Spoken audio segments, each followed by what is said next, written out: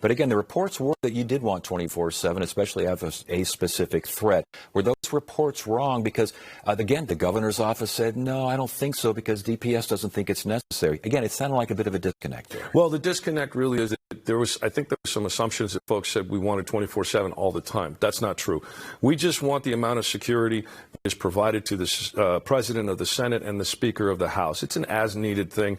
Occasionally, they'll have somebody with them during public events, during times when they think there might be a threat.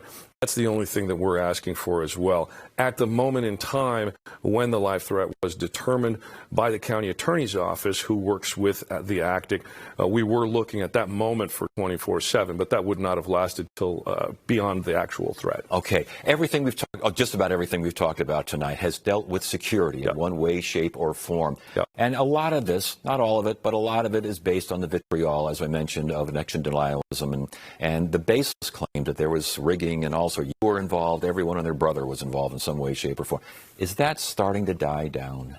Well, I hope so. Well, but it's really what are you seeing out there? Well, what I'm seeing is, people are, I think, generally speaking, coming around. I mean, look, the nonsense that was foisted onto the House of Representatives, that election committee, resulted in the expulsion of a member of the House of Representatives. I think that speaks to the notion that folks are tired of the lies. They're tired of the conspiracy theory, and tired enough that they're willing to expel one of their own members. At least at the legislature, we're seeing some breakthrough of reason, some breakthrough in logic, and some breakthrough in the idea that there are facts out there in the world that can be verified.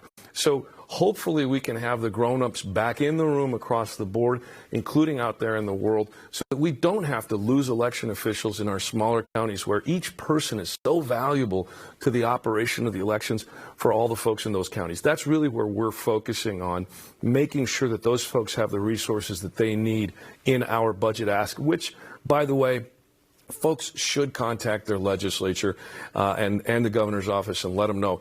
The Secretary of State needs the resources that it has to have to run these competent elections. We've got a reasonable request that you can find at azsos.gov/budgets.